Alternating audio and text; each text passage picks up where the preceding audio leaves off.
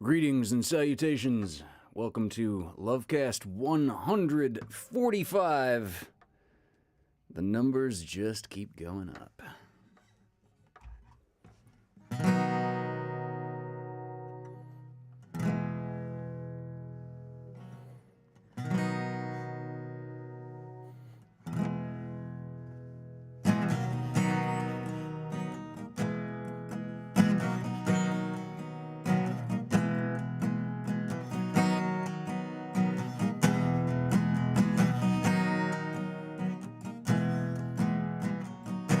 Blue jean baby, LA lady, seems just for the bay. Pretty eye, I red smile, you married music man. Ballerina, you must have seen her dancing in the sea. Now she's in me, always with me, tiny dancing in my head.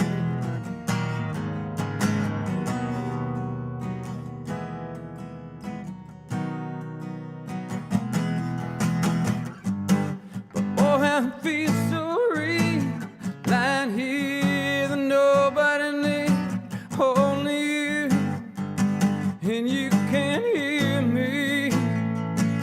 Now say it softly, slowly, hold me closer, tiny dancer. Count the headlights on the highway. Lay me down in the sheets of leather. You had a busy day today.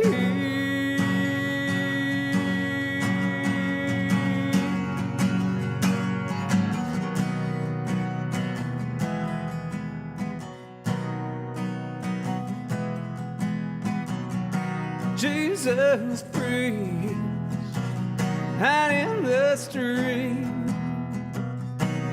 handing tickets out for God. Looking back, she just lays.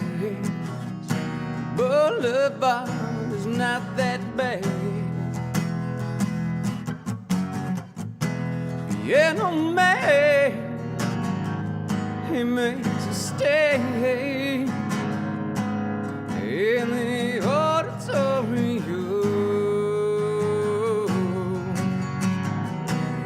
Looking on, she sings a song. The words she knows, the tune she holds.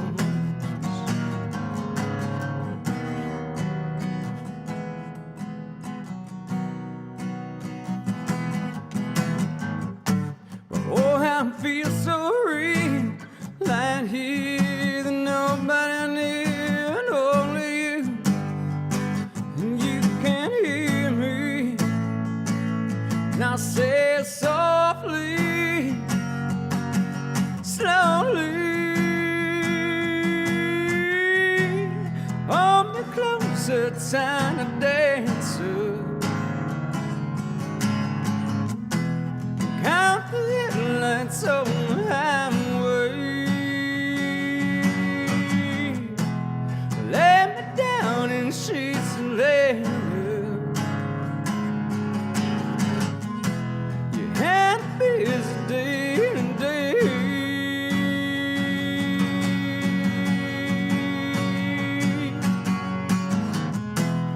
Hold me closer, tiny dancer. Count the headlights on the highway.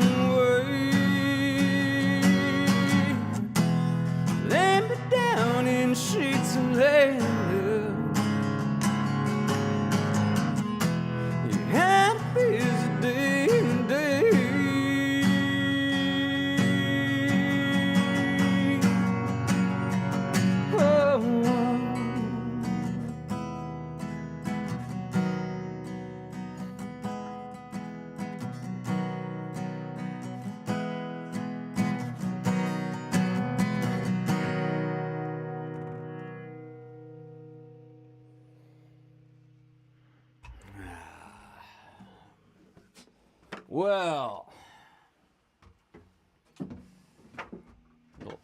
Elton John to start off number 145. I don't believe I've ever opened a LoveCast with an Elton John song, that one in particular. Let us have a quick peruse through the chat, see who is here, who is first on the game. Craig Jackman is, Melissa Catano, Diana Nicole, Angelica Bolschweiler, hello, Dave Hill, Susan Kuhn, packing to move? Where are you going? My mom, Pam, is here. Hi, Mom.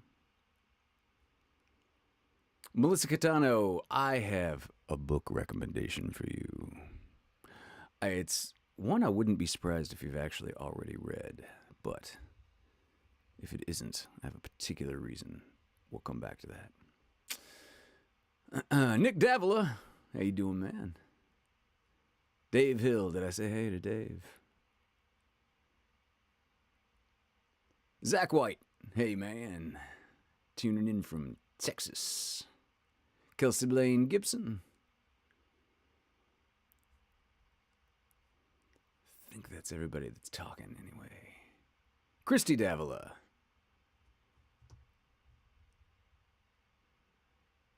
All right, I see the little bit Christy's going through static there in the chat. Yeah, sorry to hear that. I suppose it's a natural part of parenting and familying. Oh, damn, I'm just seeing in the monitor my hair is getting out of control. Yeah, I gotta figure out this barber situation. Some kind, like sooner rather than later.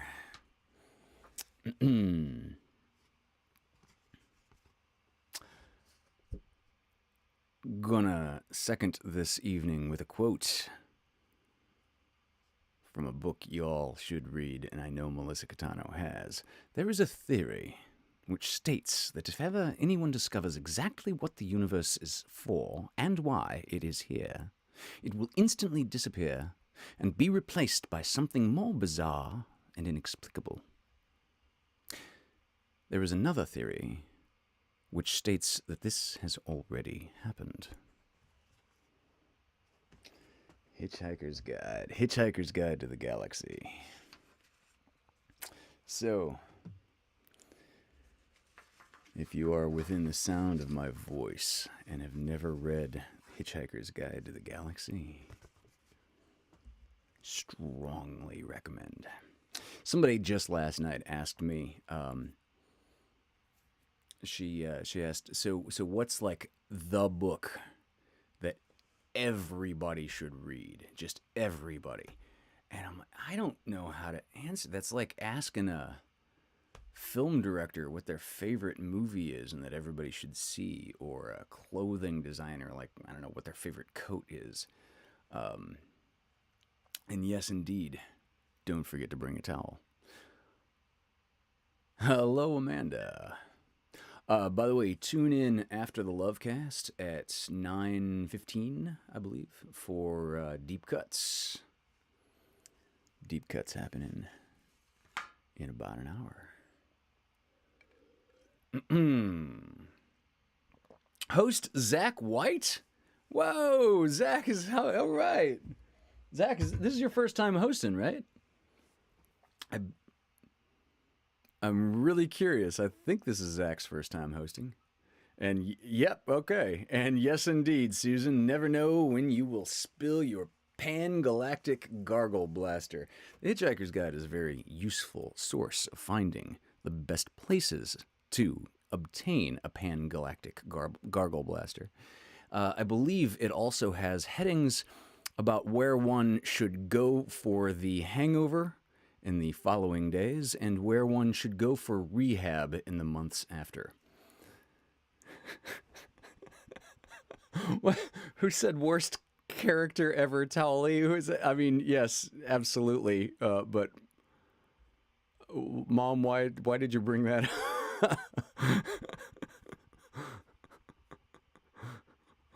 Oh, yeah, right, towel, because don't forget to bring a towel. Right, thank you. I hope that occurred to me faster than you could get it into the chat. So let's jump into another song. I'm gonna do it in yeah, I'm gonna do it in this key.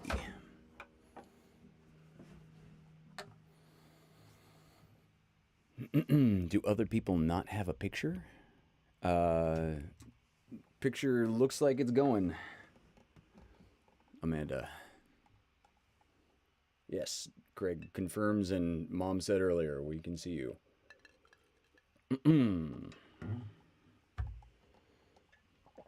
All right. Yeah, restart before deep cuts. See you in a minute. In the meantime, here's one from the Eagles.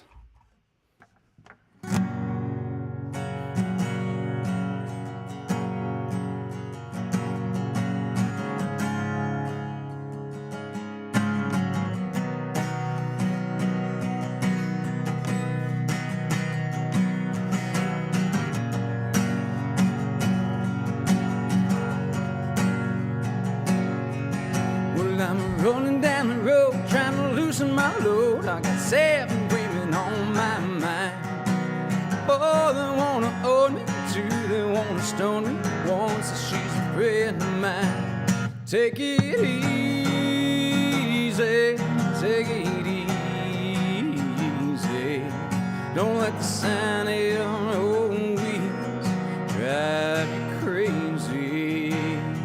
Lighten up while you still can. Don't even try to understand. Just find a place to make your stand. Take it easy. Well, I'm standing on the corner in Winslow, Arizona. Such a fine sight to see. It's a girl mountain low in a flatbed Ford, slowing down and take a look at me. Come on, baby, don't say maybe. I gotta know if your sweet love gonna save me. We may lose and we may win, though we will never hear again. So open up, I'm climbing in. Take it easy.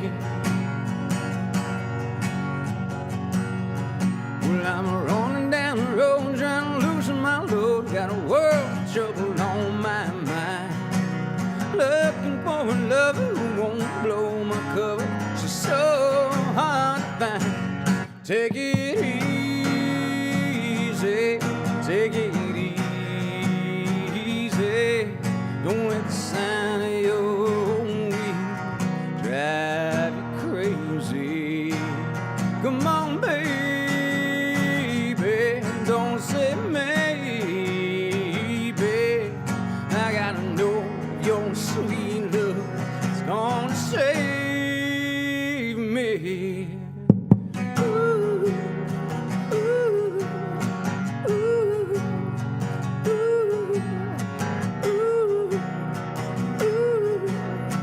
ooh. Gotta take it easy.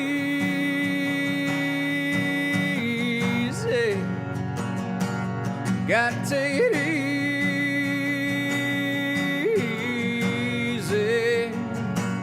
Gotta take it easy.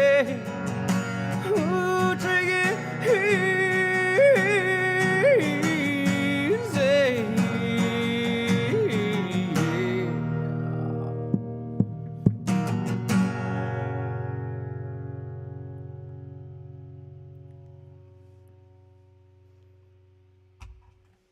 Yeah, the Eagles.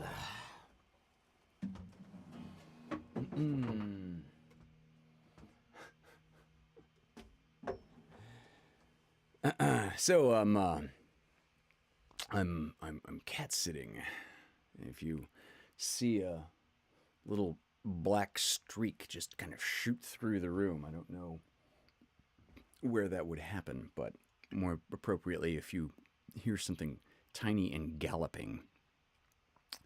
Yeah, I've got a couple of very close friends who about 4 months ago, before they got the little one, called me up and said, "Hey, if we were to theoretically, get like a cat, would you be like the fur uncle and like take her when we go to vacations and stuff?" And I'm like, "Hell yeah!"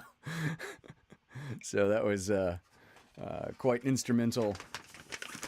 My acquiescence was quite instrumental in their getting a little critter. And she is, oh man, I hope she'll come around here before the LoveCast is over. I'm not extraordinarily optimistic on that prospect because she must be 6 pounds soaking wet, and like 4 pounds of that is semi-feral, kind of shy, trust issues, fear. And but man, is she adorable. And then just every now and then she just relaxes and says, "Okay, nothing here is gonna eat me.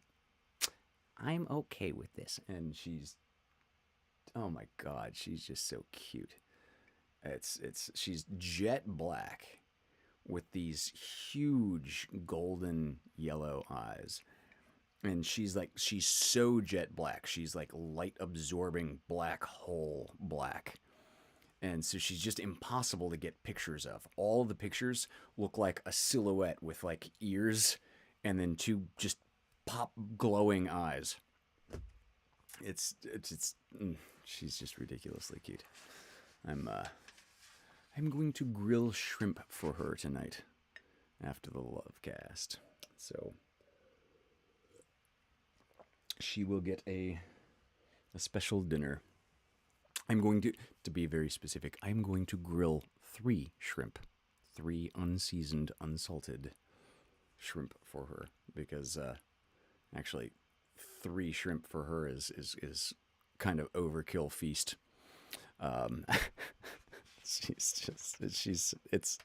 It's hard to comprehend how tiny she is, really. Man.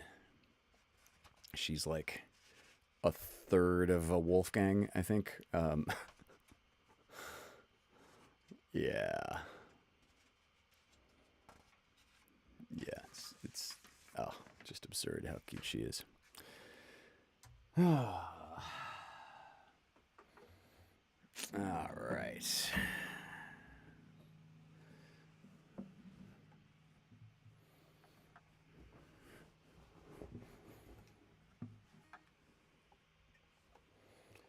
I hope I haven't played this very recently.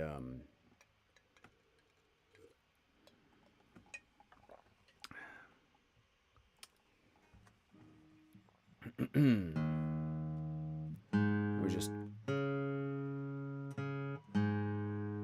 I did something very therapeutic on Tuesday, and without going into a lot of specifics or details, there was a line from this song that so resonates with me. There was this one line from this particular song that just kept popping up into my consciousness, just very much in my presence and awareness.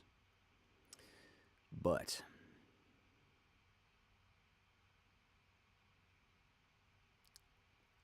I don't think I'm going to reveal which line.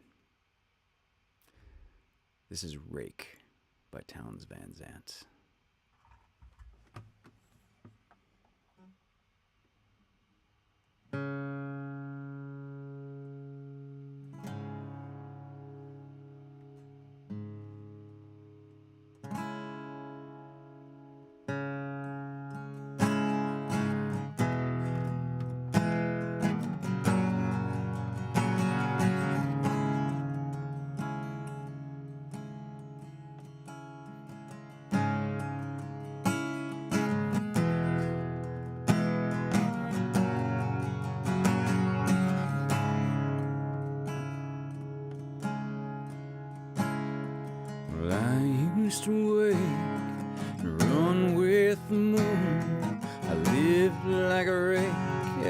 young man. I covered my lovers with flowers and wounds. My laughter the devil would frighten.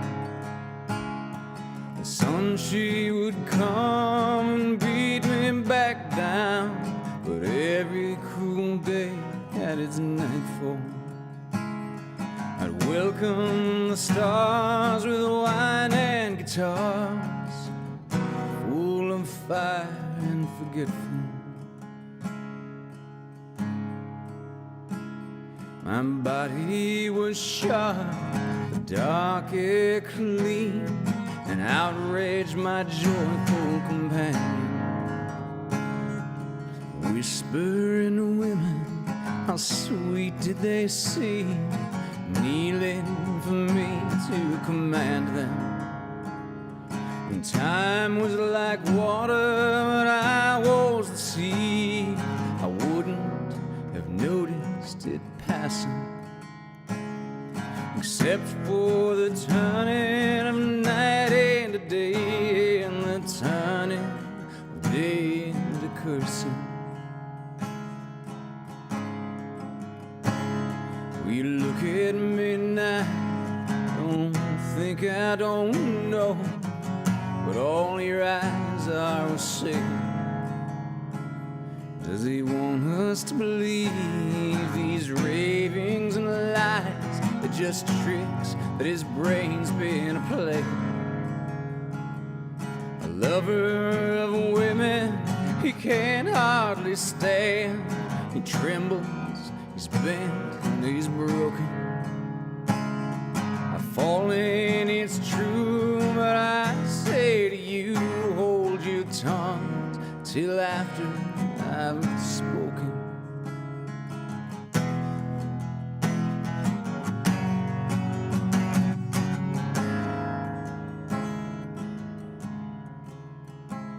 I was taking my pride, the pleasures I'd known. I'd laughed and said I'd be forgiven, but my laughter turned around, eyes blazing, and said, my friend, we're holding a wedding.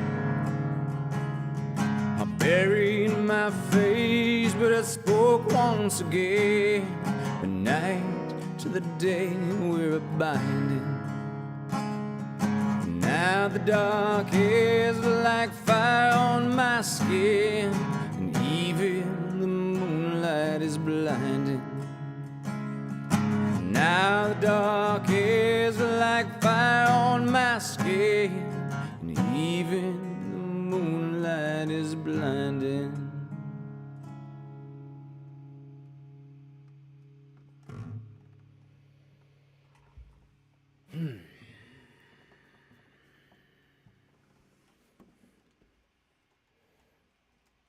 Hi, I was just talking about you. You want to come and say hi to people on the camera? She's got the biggest eyes. Damn. Oh, she's just sitting in a place where she was sitting in a place where if I turned the camera, I wouldn't be able to get her in frame. And then she did the big zoom. She's not afraid. She's just like, she's got the zooms. Yeah, Amanda, I think you missed, I announced a little while ago, I'm cat sitting for a couple of friends of mine. And she's tiny and adorable and very shy. And right now she's got the zoomies.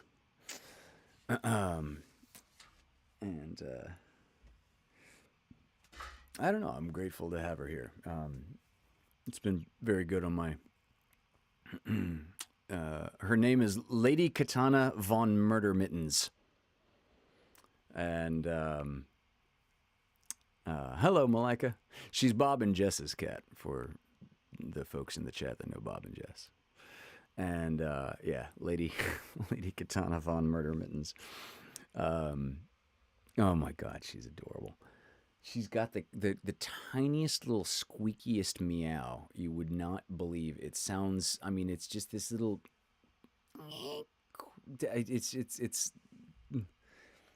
Bob described it. Bob's not like a cat guy either, but he described it before I met her in person. That he said she's got this little meow that is just so precious and adorable. You hear it and you immediately just want to say, "What do you need? I let me give it to you. Just tell me what should you possibly want?" And yeah, I'm having a very similar experience with that little squeak meow.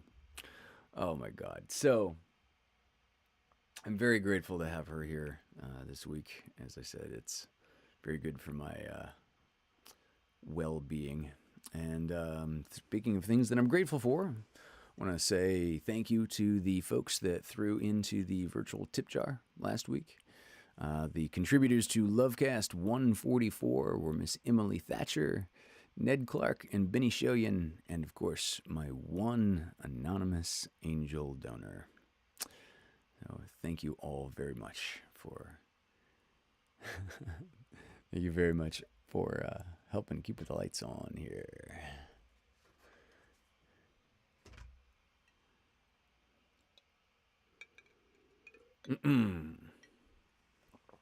Yeah.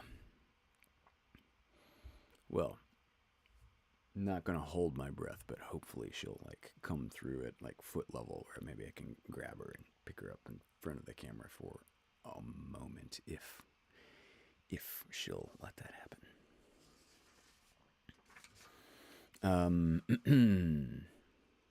All right. Melissa, I do have a book recommendation for you. I'm going to play another song first, and then come back to that.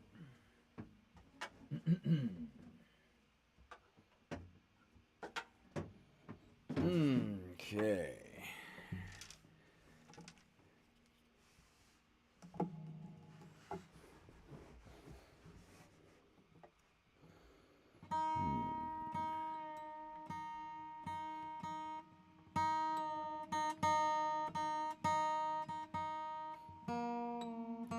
But while I'm tuning this 12 string, do any of you have reading recommendations to share with the community here?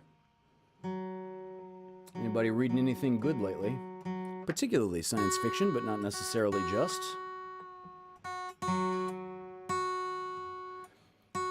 So, if I've never said it before, if I've never said it on air, as it were,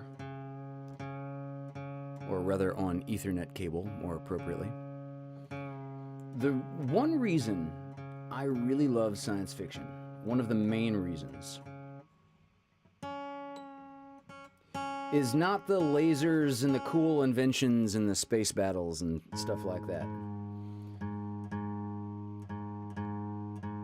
But good science fiction should make some strong declarative statement about the human condition, human nature, human condition. It should say something very strong about humanity and maybe the experience of being human.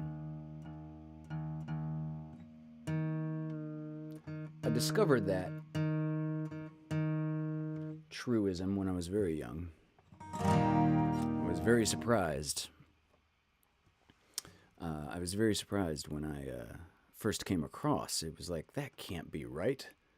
All science fiction? Like, I mean, how about the more like obscure, silly stuff? Like Planet of the Apes came out in 1973, right? Thinly veiled metaphor for racism. Oh, damn, that is really, yeah. Star Trek, the good episodes, the bad episodes, has this underpinning about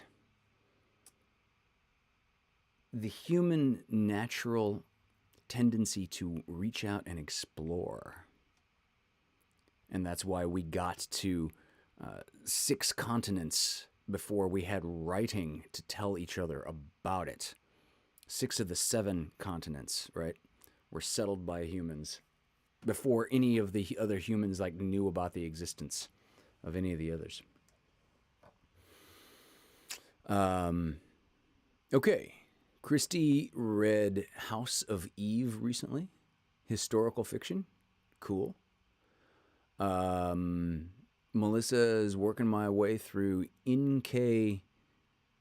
Jemison's works. I don't know that one. You have to, tell us what that's about. Hello, Steve Boardman. Happy to make your drive home better. Diana Nicole read Michelle Obama's book. How was that? I've not read it. Usually, if I read a biography or an autobiography, it's usually about people that are already dead. Mom says, I'm listening to The Lost Vintage by Anne Ma. You have to tell me about that on the phone later. All right.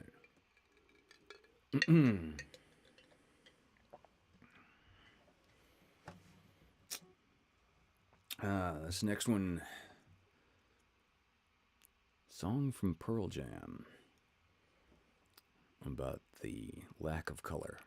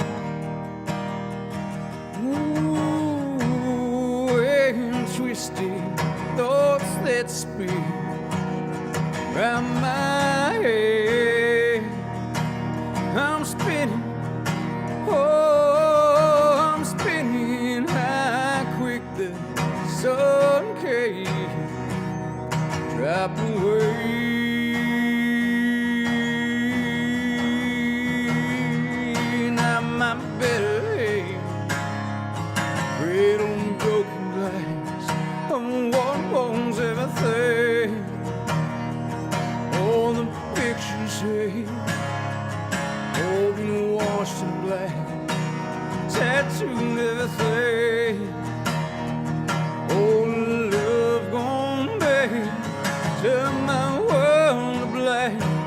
tattooed all I see.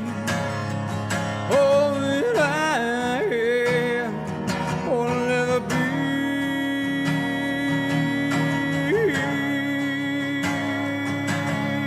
Yeah. Oh, oh, ooh.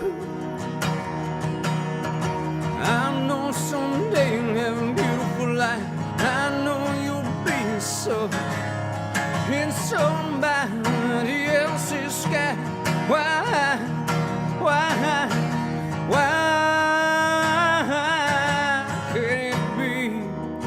can it be more?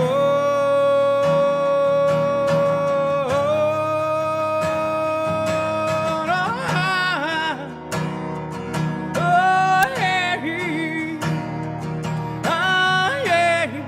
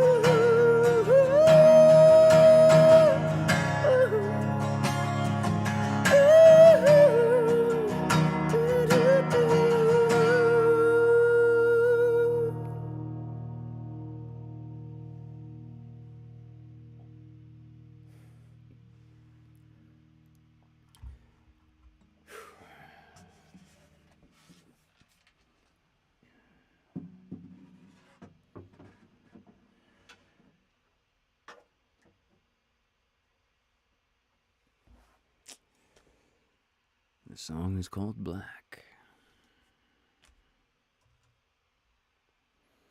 Man, I love that song. Man, I love that song. Okay, so the book recommendation. I had just finished a series that I just finished a series, Children of Time trilogy, which, damn, I highly recommend that in terms of modern science fiction. No, Mom, the cello solo was painted black. That was yeah, which by association needs honorable mention and recognition. Yeah, that was pretty damn neat. Man, I haven't actually watched that series. Wednesday, right? I saw like the first 3 episodes. So I saw the cello solo, which I think was in like episode 1 or episode 2. Oh, wow. Christy Davila is saying, I think A and I are going to start Where the Red Fern Grows. Oh my God. Okay, Mom knows that book backward and forward. Like, holy shit. Yeah, Mom, what, you assigned and taught from that book every year for like 30 years or something like that? Is that about right? Yeah, that is,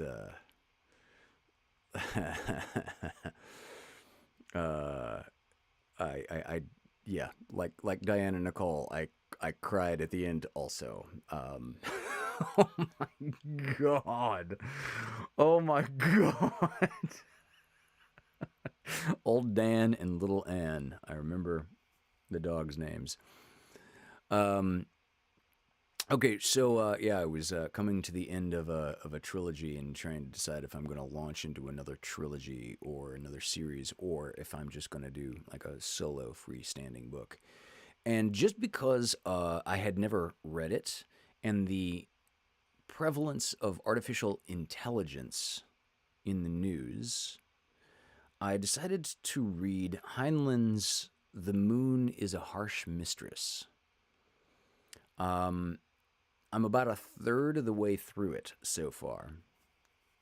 The relevance is there is a benevolent AI that becomes sentient, becomes self aware, wakes up, as one of the protagonists describes it.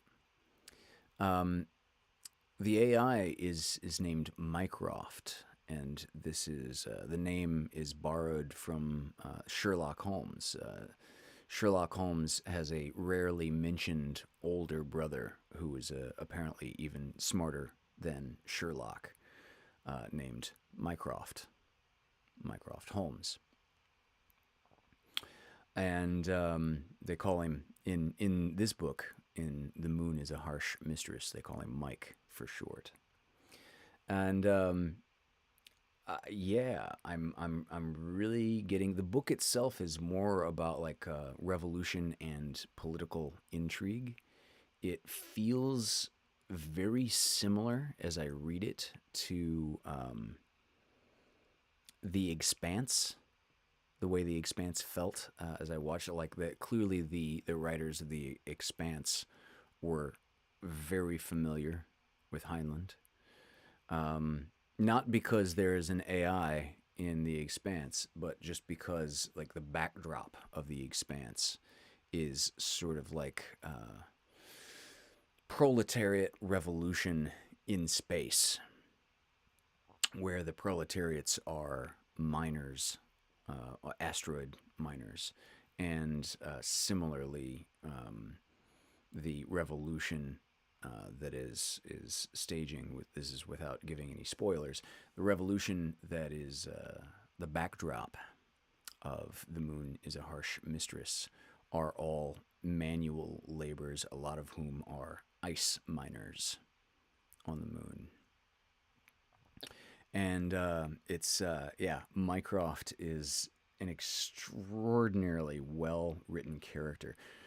The book was published, I believe, in 1965, so it slightly predates 2001: A Space Odyssey, which I think came out in '67. And so HAL 9000 has been, I think, on the hearts and minds and tips of many tongues lately with the advent of things like ChatGPT 4 and all the advances in AI that we have been party to recently. But I gotta say, Mycroft, yeah, I mean, The Moon is a Harsh Mistress is a much longer book than 2001: A Space Odyssey, and HAL 9000 is only in like a third of 2001, something like that. He's not a major focus of the book. So Mycroft, we get a lot more in-depth exploration of Mycroft as a character, and it is just fascinating how many things Heinlein got right. I'm stunned as I'm stunned when like a detail that he gets wrong comes up, and it's like, oh damn, I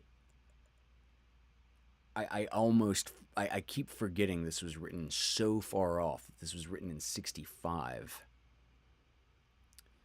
Of like how clairvoyant Heinlein was for the things that he got right about this artificial intelligence. And David, I would strongly. Oh no! This is Nick Davila saying I need to watch 2001 again. I'd strongly recommend reading it. So I sat Miss Christina Beelan down last fall, I guess, to watch 2001, and I hadn't read it in a while. And there were sections of the movie that I just couldn't quite remember from the book. That watching the movie just didn't make sense on its own out of context. So I had to literally just reread the first book after we watched that movie, so I could explain to her and answer her questions about what the hell's what's with the big space baby, right? You watch it in the movie and it's just like, I don't know what the hell's happening. There's a big space baby, and he goes through this Doctor Who sort of whippy thing for a while, and then he ends up in some kind of like alien hotel or something. And if you read the book, all of this is completely just on the table, flat out obvious. If you watch the movie, it's like, what the fuck is happening here? Why is there a space baby? Why is there a space baby? So the book is not very long, by the way. The sequels are all much longer. I also recommend the sequels, but the first one is just an absolute have to read it. Yes, David says 2001 book was a million times better than the film, in my opinion, in my humble opinion. No, if you read it, and you can read it in like 3 or 4 sittings. It's not a long book. It's one of the shorter, more digestible science fiction classics. So check out 2001: A Space Odyssey. And for a longer, more in-depth look at fantasy science fiction AI that is really panning out quite well, that is aging very well, Heinlein, The Moon is a Harsh Mistress. Strongly recommend it. Also agree with David Benjamin. Rama is a great book too. He's referring to Rendezvous with Rama, Arthur C. Clarke. Damn good. And the sequels are also very good. But that first, just like 2001: Space Odyssey, that first one is just quintessential. Even if you never, you can sit down to read just the first one and not commit to wanting to read the whole series. And yeah, read them. Read it.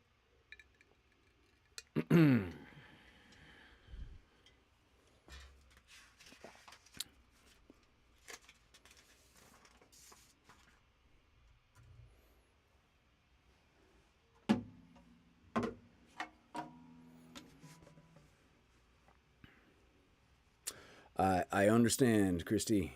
Been thinking about Heinlein a lot lately with all the news. Yes. Melissa, I'm curious if you have or have not read that. It is such a it's such a classic. I would not at all be surprised if Melissa, you have read it, and if you have, let me know. Come back with another suggestion.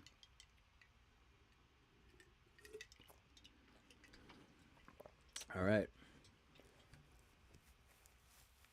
This one's Radiohead, 1993, the album Pablo Honey. This is Creep.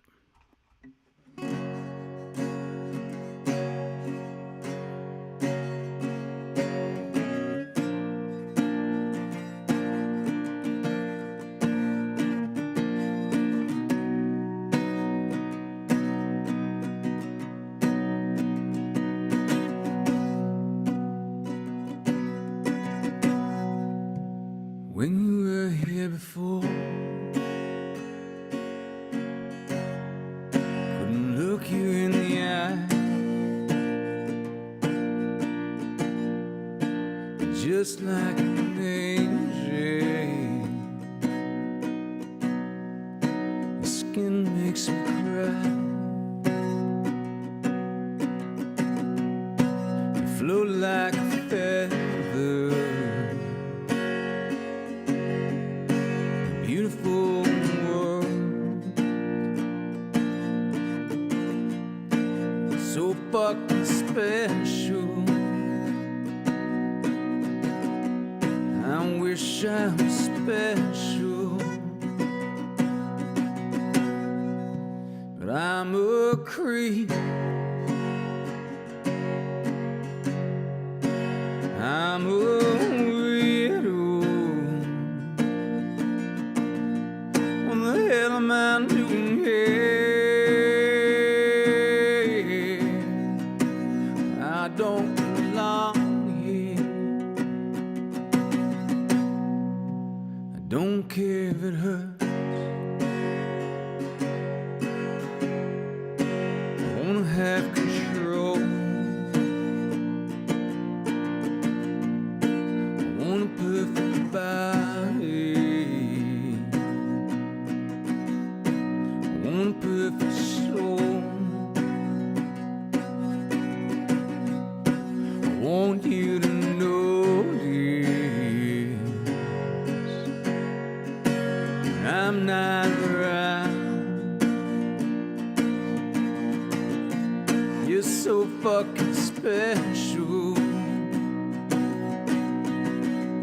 I wish I was special. Oh, oh, she's running out again. She's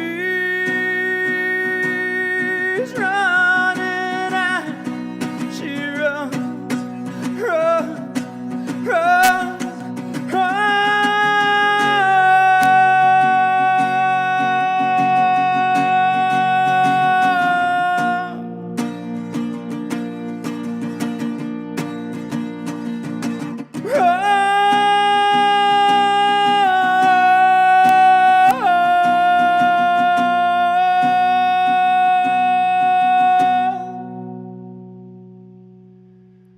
Whatever makes you happy, whatever at all.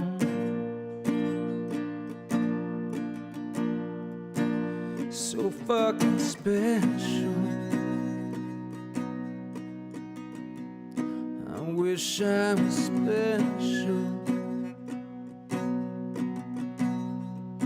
but I'm a creep.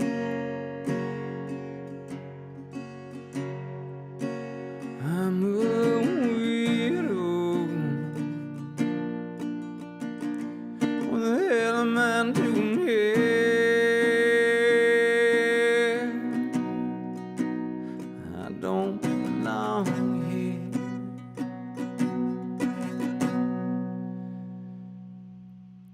I don't belong here.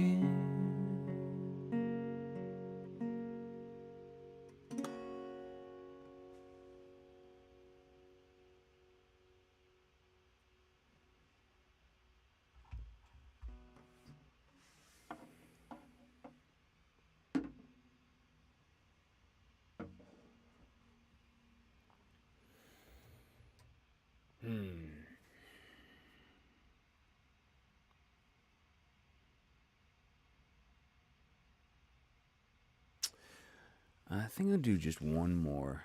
We started a few minutes late, and it's not going to entirely run over the beginning of the of deep cuts.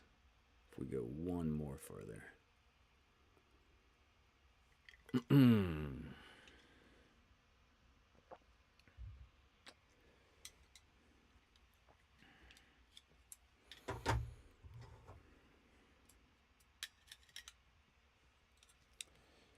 So, man, I love this song.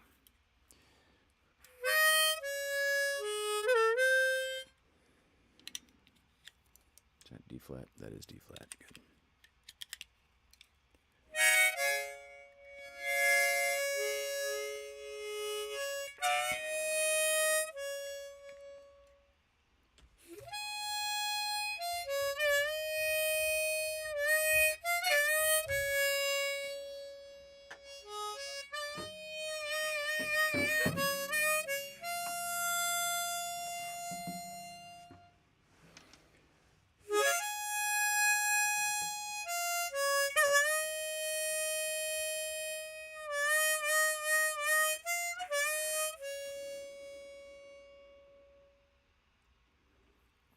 from the Joshua Tree. This is Running to Stand Still.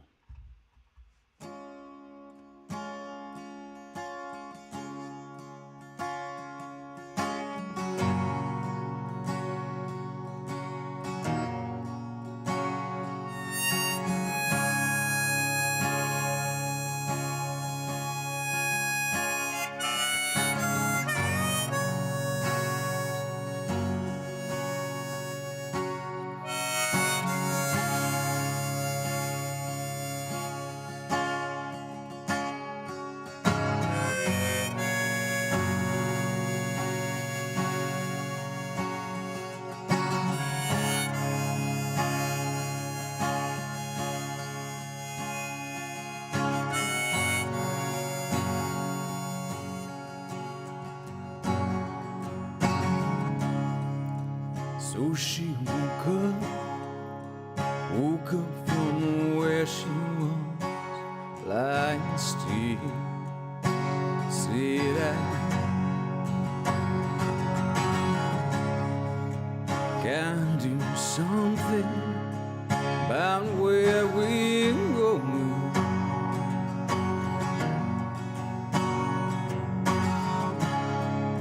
Step on the steam train, step out and drive in rain, baby. Run from the darkness in the night. Singing out, found the light in day. Fa la la la day, fa la la day.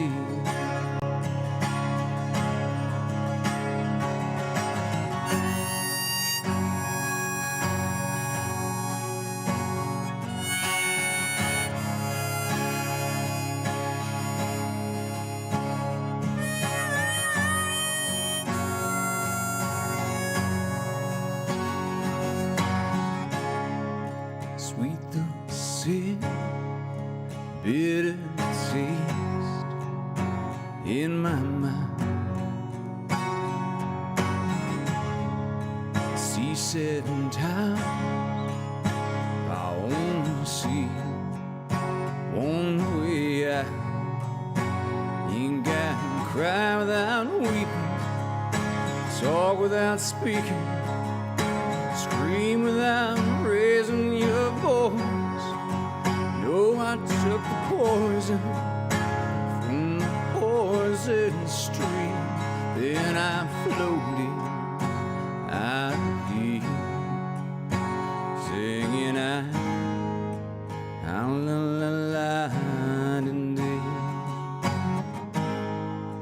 fa la la la day, fa la la day.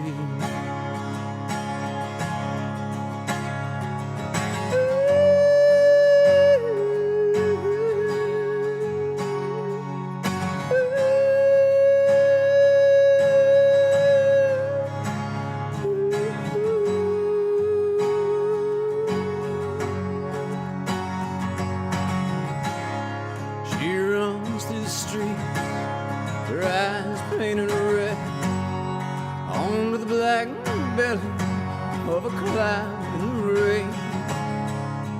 In through the doorway, she brings me white golden pearl, stolen from the sea. She's raging, she's raging, and the storm breaks up in her eyes. She will suffer the needle chill. She's running to stand still.